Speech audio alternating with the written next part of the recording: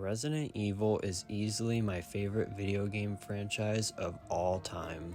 Capcom has done a great job delivering storylines and keeping the game fresh throughout all of these years.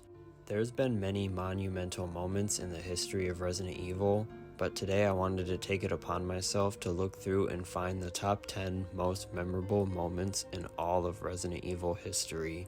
So with that being said, sit back and join me today as we take a deep dive through Resident Evil's most unforgettable and memorable moments. Claire! Can't breathe! Claire! The death of Steve Burnside was very tragic, but also very eerie at the same time.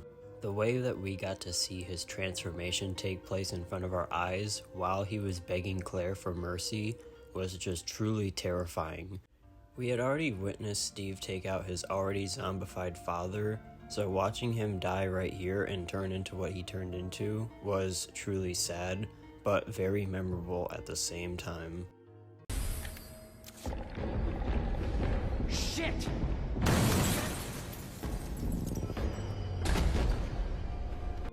Mr. X alone is enough to strike fear in the face of anybody, but when he burst through the wall for the first time, that shows us as players that this survival horror game is getting turned up a whole nother notch, and you have to be ready for all sorts of jump scare elements. Mr. X is a really tanky tyrant, so if you don't have enough ammo to get through him, you're just gonna have to run and hope for the best.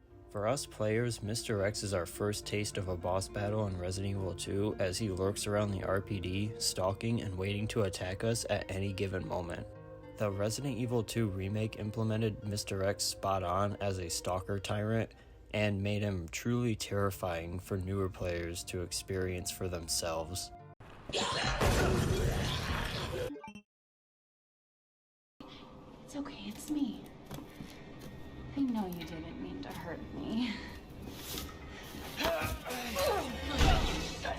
Have done that! It fucking hurts! At number 8 is the moment where Ethan Winters got disarmed by Mia. Definitely one of the grossest and most sickening moments I've ever stumbled across in my experience of playing Resident Evil. Resident Evil 7 Biohazard tested out first-person camera angles, so everything we see is in the vision of Ethan Winters, and it is not a good POV.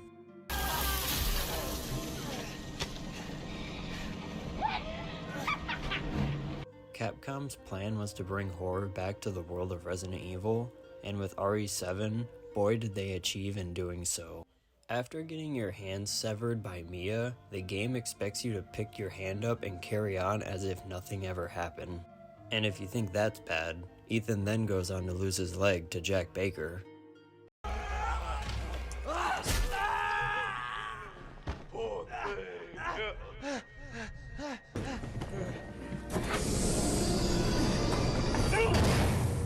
Piers! No, don't do this!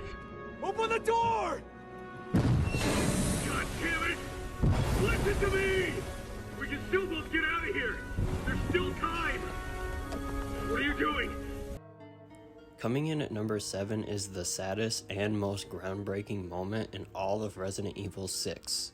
Piers Nivans, being infected with the C virus already, knew that he was just gonna only slow Chris down in the process of getting out of there.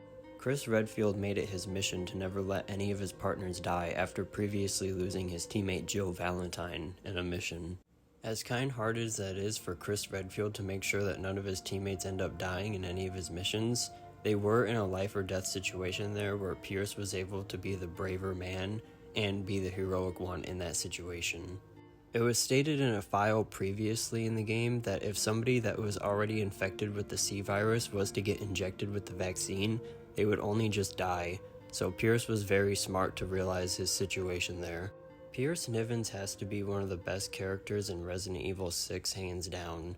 He's the only one out of the 3 newer characters that gets a name drop or gets referenced after Resident Evil 6 happens.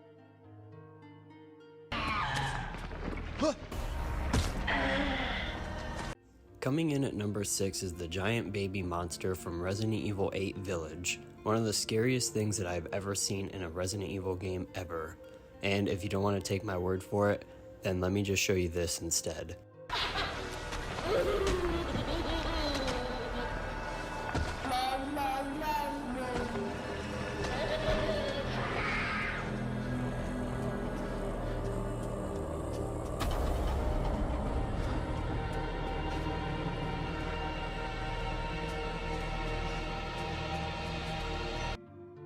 Yeah, truly terrifying, and I don't even know where Capcom came up with it, to be honest, but it had me shook. Suck on this, Wesker. Your time's up, you son of a bitch. Coming in at number 5 is Albert Wesker's death in Resident Evil 5. So, as you may recall, Chris and Wesker have had many run-ins and had a rich history in the past. Chris and Wesker's rivalry roots back all the way from Resident Evil 1 when Wesker betrayed his fellow STARS members back in the Spencer Mansion.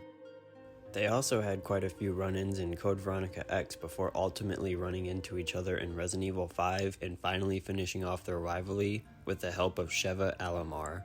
The final fight section with Wesker actually starts at a hangar and then progresses on to the actual helicarrier itself. After getting the upper hand on Wesker, the helicarrier abruptly crashes in what appears to be literally a volcano. Wesker and Chris had the biggest rivalry in all of Resident Evil.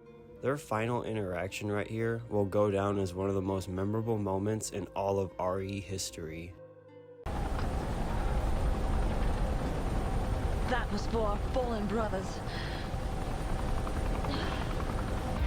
I've been expecting you, my brethren.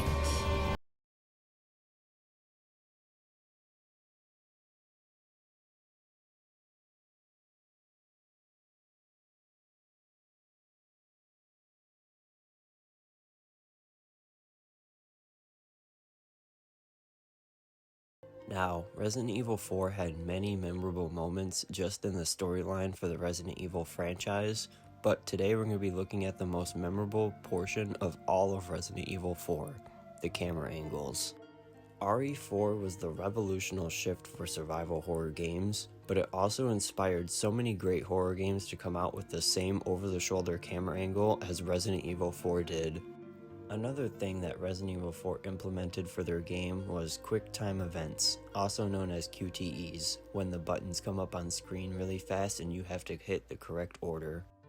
Fun fact, the first Resident Evil game to actually use the over-the-shoulder camera angle would have been Resident Evil Dead Aim, back in 2003. If the Wii would have come out back then, I wouldn't have been very surprised if Resident Evil Dead Aim would have ended up becoming a Wii game. But of course, back in 2005, Resident Evil 4 came out to the public, and the camera angles and the quality took the fans by storm. Resident Evil 4 sold many copies, which is why there's so many horror video game makers and developers out there that are trying to implement the same kind of horror scene for their video game.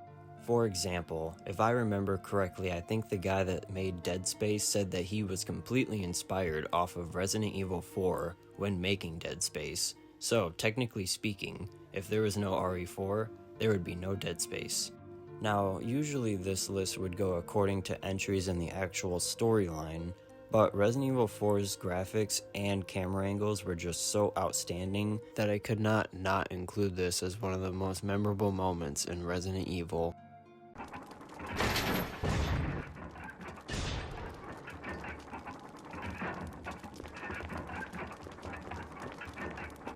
So coming in at number 3 is the Crimson Heads from Resident Evil 1 Remake. The Crimson Heads are completely a new enemy, as they did not appear in the first Resident Evil game, neither did Lisa Trevor. After you defeat the first Crimson Head in the game, you're gonna come across more later on. Unless that is you're able to take down each zombie going forward with either taking off their head completely or just burning them with your lighter. The Crimson Heads are a very relentless type of enemy. As you see here, he just comes back for more. So you're going to want to make sure you take out each zombie moving forward, because if you try to double back and there's a zombie you left on the ground, he is going to pop back up much stronger and much faster this time. I think everybody's most memorable moment with the Crimson Heads is their first encounter with the Crimson Heads. I remember the first time I encountered a Crimson Head, I was completely running for my life, like Chris Redfield is right here.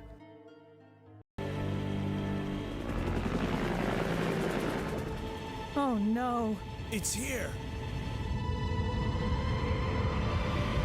It's time to go. Coming in at number 2 is the destruction of Raccoon City in Resident Evil 3. The destruction of Raccoon City was the first major turning point of the Resident Evil series.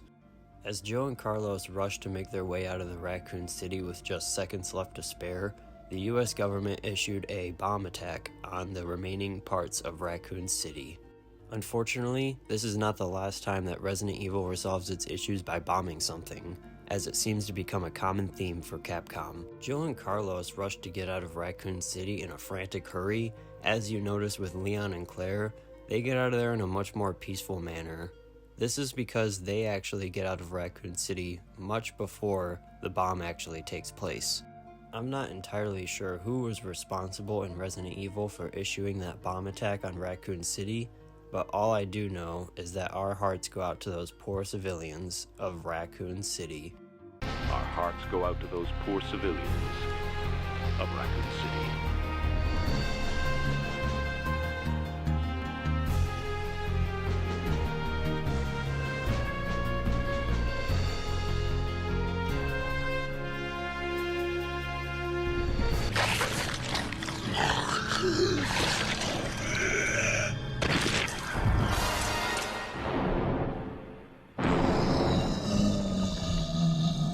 Number 1, the first ever zombie in Resident Evil 1. No matter what Resident Evil game you're playing, the first zombie encounter will always go down as one of the most memorable moments in all of Resident Evil history. Finally getting thrusted into the action with a little bit of resources is enough to scare any new player. And in my honest opinion, you cannot have a top 10 most memorable Resident Evil moments without including this iconic moment right here. This moment right here not only set the tone for this Resident Evil game, but for all Resident Evil games to come out in the future. It shows that the rest of this game is going to be one scary experience and that we as gamers are in for one hell of a ride. Fun fact, while playing as Joe Valentine, if you choose to go through the door in which you came while you were with Barry Burton, Barry will still be in there and he will take out the zombie for you, making this a much more pleasant experience than if you were to do this as Chris Redfield. Regardless, you can't take away the fact that the first zombie in Resident Evil is the most memorable moment in all of RE history. So, that's gonna go ahead and wrap up my top 10 most memorable Resident Evil moments. I hope you guys enjoyed it as much as I did. There's a lot of memorable moments and memorable Resident Evil games still that I did not cover. So, let me know in the comments if you agree or disagree with my list. Do you think there is anything I should have added? If so, go ahead and sound off in the comments and I will be replying to every single comment. I post Resident Evil Reverse content daily, but I also strive to make more top 10 and tier list videos. So, hit subscribe if you want more of those. Hopefully you guys go on to have a way better day than Jack Krauser's day went right here. And with that being said, I hope to see you guys all in the next video tomorrow. Peace.